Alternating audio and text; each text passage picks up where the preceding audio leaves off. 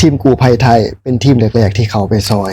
7 คนที่ติดถ้ำอยู่ในประเทศลาวในขณะนี้อยู่ที่เมืองรองแจ้งแขวง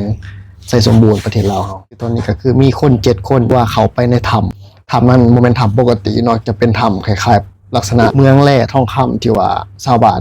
ไปขุดนายทุนจ้างไปขุดอย่างก็แล้วแต่มีทองคำไปฮอนไปกันเอาเพื่อเสียเอามาขายคือวันที่อัดคลิปนี้เป็นวันที่6 วันละเกือบอาทิตย์นึงแล้วบ่ฮู้ว่าทางไหนสิเป็นจังไดเพราะว่าในพื้นที่นั้นเป็นพื้นที่ที่ฝนตกตลอดในช่วงนี้แล้วก็เป็นพื้นที่ภูเขาเป็นพื้นที่อ่างน้ำและที่สำคัญตอนนี้มีทางเจ้าแขวงเจ้าเมืองลงมา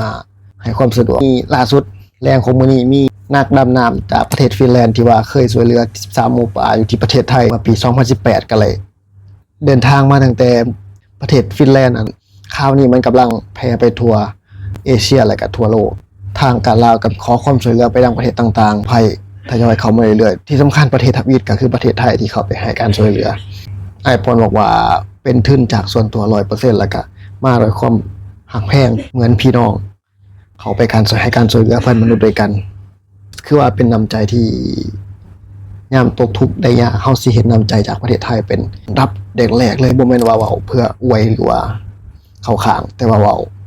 ด้วยความจริงที่เฮาเห็นกันในที่ผ่านมาเลยสำคัญเหตุการณ์นี้เฮามาติดตามข่าวก็ไปนำกันว่ามันสิจบลง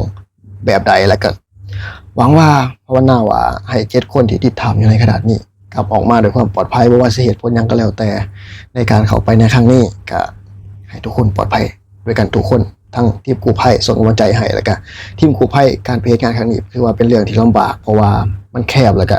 ค่อนข้างที่อันตรายว่าคลิปนี้ก็มานำเสนอข่าวก็มาเว้า